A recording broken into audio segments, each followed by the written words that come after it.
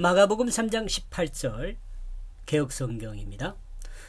또 안드레와 빌립과 바돌로메와 마테와 도마와 알페오의 아들 야고보와 및 다데오와 가나안인 시몬이며,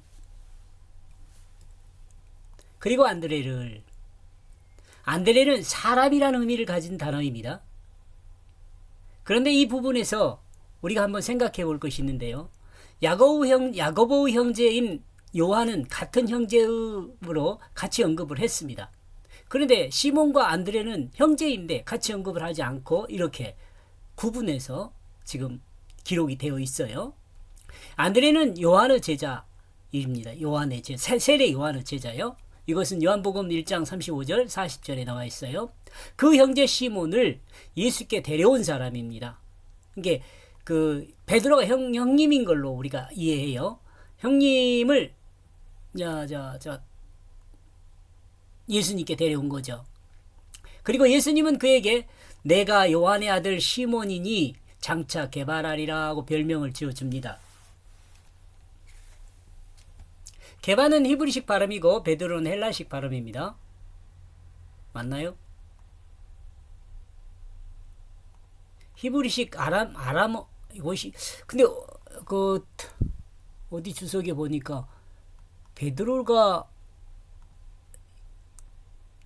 히브리식 발음이고 그 다음에 게바는 아람어식 발음이다 이렇게 돼 있는 데도 있더라고요. 이것은 가로를 쳐놓읍시다. 제가 모를 수도 있어요. 이거 제가 틀린 것일 수도 있어요. 별로 이거 중요하지 않아요, 여러분. 누구 발음인지. 근데 이것은 중요하죠. 이 게바라는 말하고 베드로라는 말은 반석이란 의미를 똑같아요. 의미가 똑같아요. 안드레라는 단어는 남자다운이라는 의미가 있습니다. 예수님 제자 베드로와 안드레를 부르는 과정에서 시몬 안드레로 언급되었을 때 하나님 말씀을 잘 듣는 사람으로 우리가 이제 의미를 알아들었었죠. 그리고 분리된 부분에서 말할 때 의미는 남자다운 사람으로 볼 수 있습니다. 남자다운요? 여기서 안드레는 남자다운이에요. 이따가 나중에 안드레, 빌립, 바돌로메오, 마테, 도마, 알페오 아들 야고보, 다데오, 가나안인 시몬 이런 내용들을 아마 종합해서 의미를 한번 유추해 볼 것입니다. 네. 그때 생각을 해보고요. 그리고 빌립이란 이름은요. 예수님이 타는 말을 좋아하는 빌립이 자기와 함께 하기를 원했습니다. 구약에서 말이란 말은요. 제비, 학과로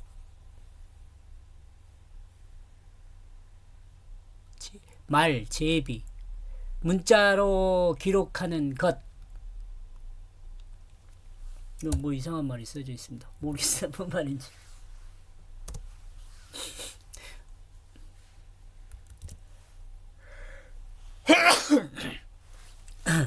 죄송합니다.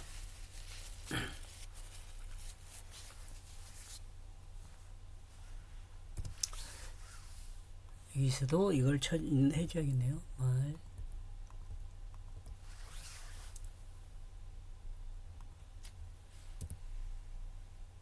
문자로 기록하는 것, 숫자, 기록하다 는 글자와 같은 언어로 사용됩니다.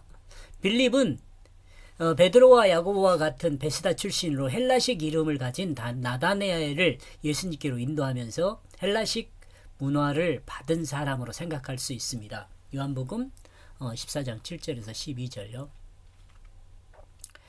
빌립은 말을 사랑하는 사람이라는 의미도 있을 수 있지만 오병이어의 이적에서 예수님을 향하여 빌립의 반문은 수리에 능한 사실에 기반을 둔 현실주의였다고 볼 수 있습니다.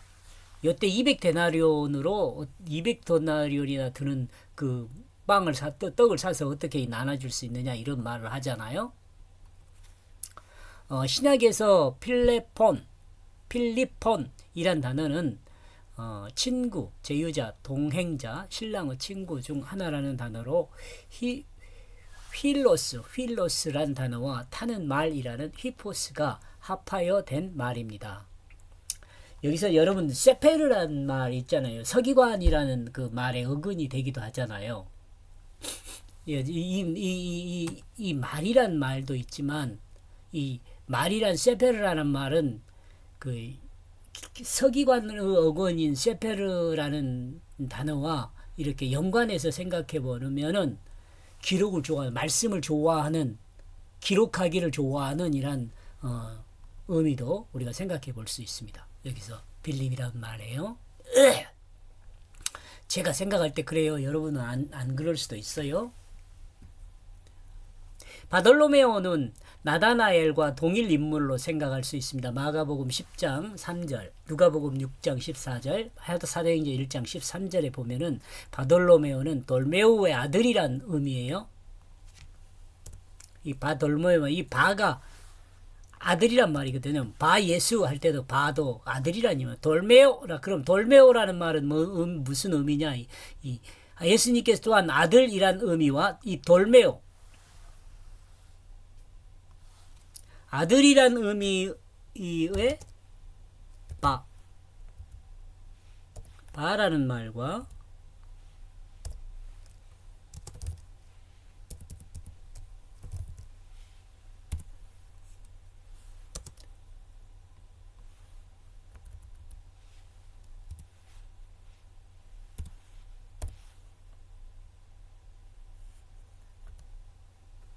바와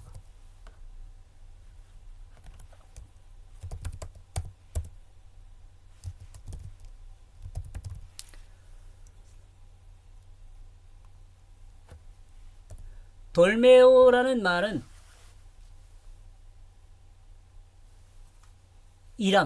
이랑을 만든 이란 말이 합성되어 만들어진 바돌로메, 요매자가 아닌갑네요. 그죠?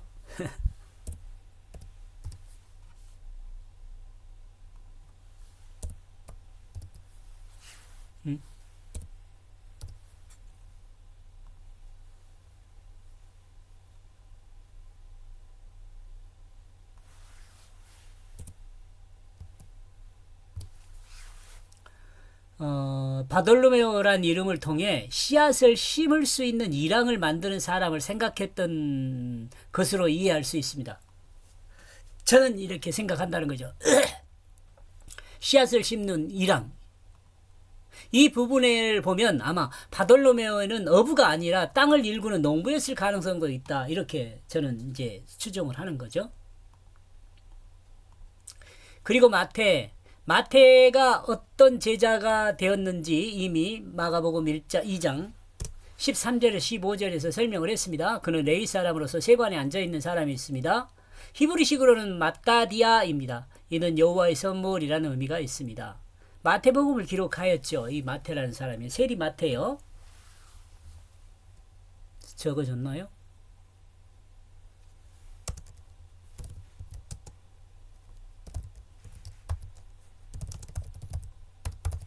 세리 마태를 말합니다. 그리고 도마. 요 세리 마태 여러분 여기 2장 13절에서 15절을 제가 설명을 하면서 세리 마태라는 사람은 레위라고도 해요. 레위인이에요.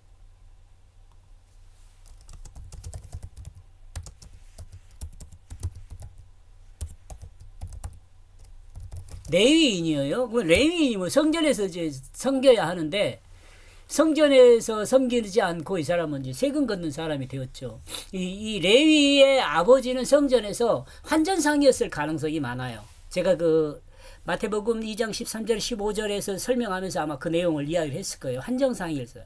이게 그러면 성전에서 환정상을 했던 이유는 뭐냐 그러면 밖에 나가서 성전세를 그 랩돈으로 내야 하잖아요. 2랩돈. 아니 뭡니까? 성전세를 내야 하는데 아무튼 제 기억이 잘 지금 안 나는데 성전세를 낼 때 외국에서 가지고 온 돈은 뭐 이 바꿔야 돼요. 성전에 내는 세 그 돈으로 바꿔야 돼. 근데 그 성전에서 그 돈을 바꾸는 일을 했단 말이에요. 그 연장선에서 아마 그 레위인 마태도 이 돈을 거두는 일을 했지 않을까, 세금을 거두는 일을 했지 않을까 이런 추측을 해봅니다. 지금 제가 여러분에게 이렇게 말씀한 내용은 어디 주석에는 나와 있지 않은 내용이어서 제가 뭐 자신 있게는 말할 수 없지만 추정은 그렇게 가죠. 그리고 도마란 말은 쌍둥이란 의미예요. 이 단어는 단수로 취급하고 있는 점을 생각해 보면 쌍둥이 중에 한 사람을 표현한다고 생각해 볼 수 있죠. 쌍둥이 중에 한 사람요. 새롭게 해석하면 완성되어 한 쌍을 이루지 못한다는 의미일 수도 있습니다. 어쩌면 불완전한 인간의 모습을 그대로 표현하고 있다고 할 수도 있습니다. 이런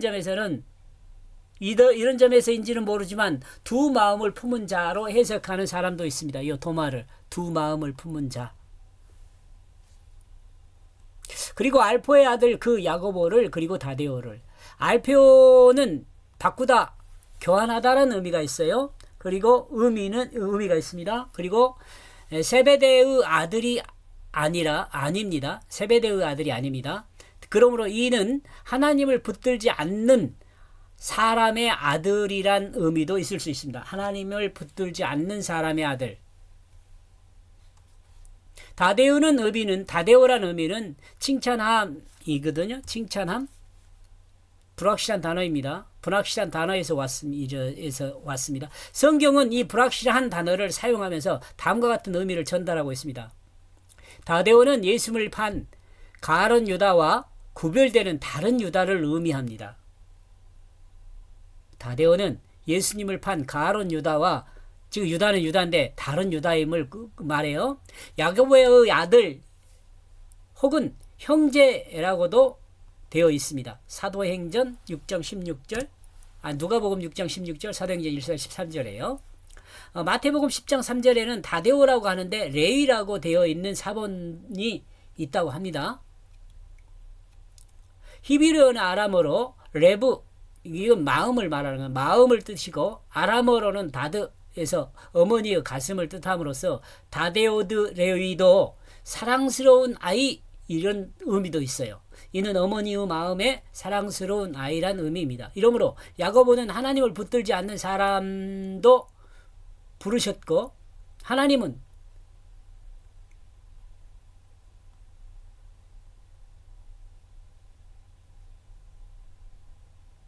이러므로 야고보는 야고보란 이름은이라 그래야겠네요. 하나님을 붙들지 않는 사람도 부르셨고 어머니의 사랑을 받는 자도 부르셨다는 것으로 생각해 볼 수 있습니다.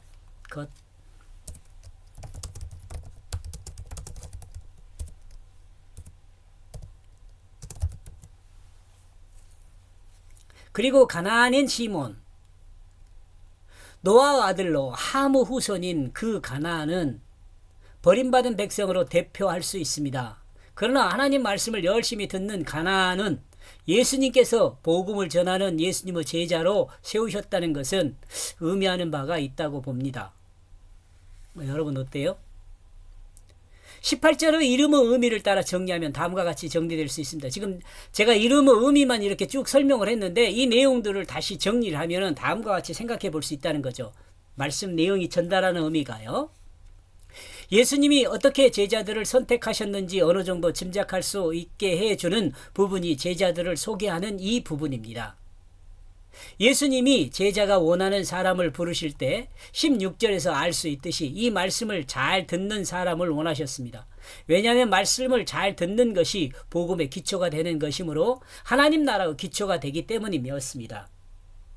다음으로 하나님 말씀을 붙드는 사람을 부르셨습니다. 그리고 그들을 예수님은 총애하셨습니다. 특별히 사랑했어요. 그러나 이 부분에서 총애를 받은 사람일지라도 이스라엘 백성과 같이 타락한다면 그들에게 화를 내시는 분입니다. 여기서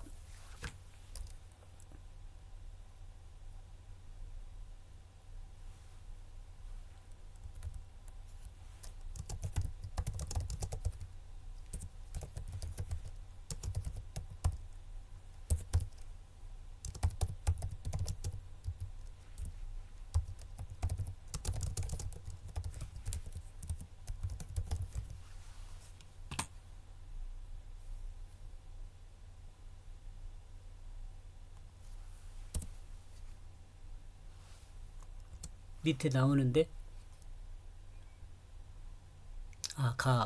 렛이군요. 렛. 가롯 유다를 생각할 수 있습니다.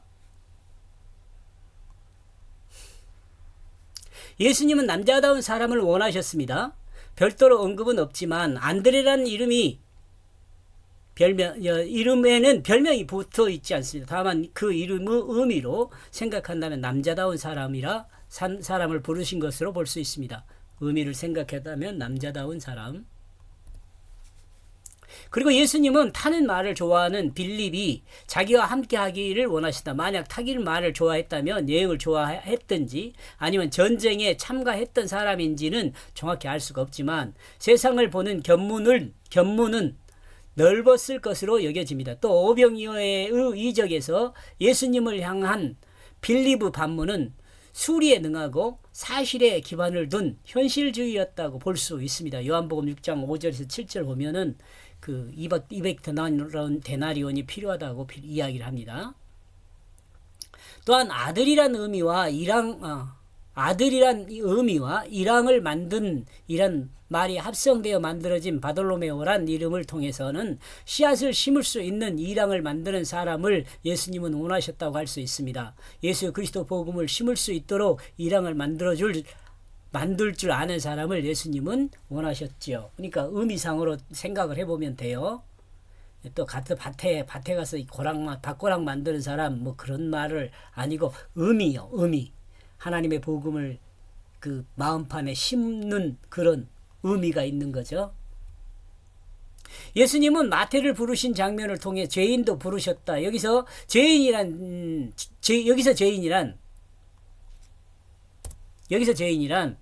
자기 일을 하지 않고 세상의 흐름에 자기 삶을 맡기고 본연의 위치를 떠나 사는 사람을 의미합니다. 이것도 여러분 이해했으면 좋겠습니다. 죄인이라는 것은 자기 일을 하지 않고 세상 흐름에 자기 삶을 맡기고 본연의 위치를 떠나 사는 사람을 의미한다고 할 수 있다.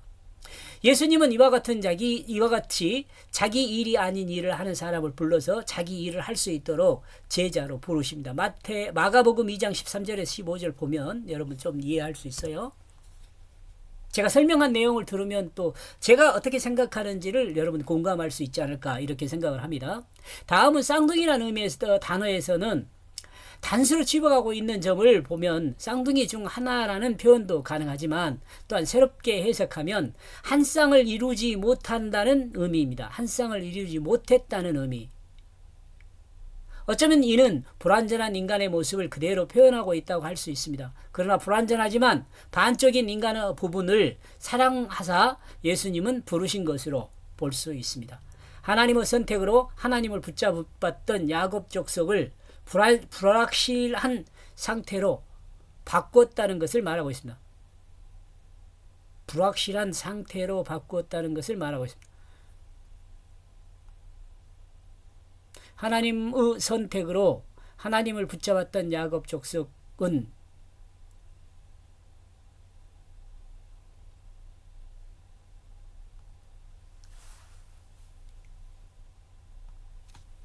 야곱 족속인 이스라엘이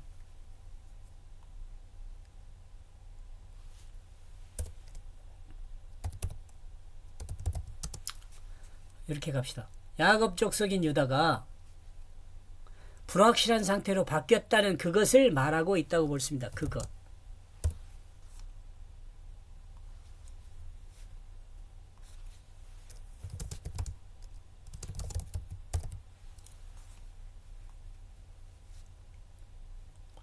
버림받을 수밖에 없는 백성으로 대표할 수 있지만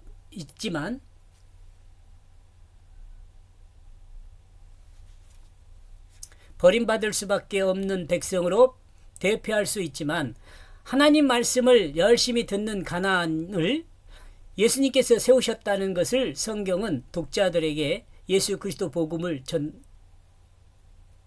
성경은 세우셨다는 그것을 성경은 독자들에게 예수 그리스도 복음으로 전달하고 있습니다. 그것을 성경은 독자들에게 예수 그리스도의 복음으로 전달하고 있습니다. 이해되죠? 그리고 이들이 예수 그리스도 복음을 전했습니다. 그리고 이들이 뭐예요? 제자들이잖아요.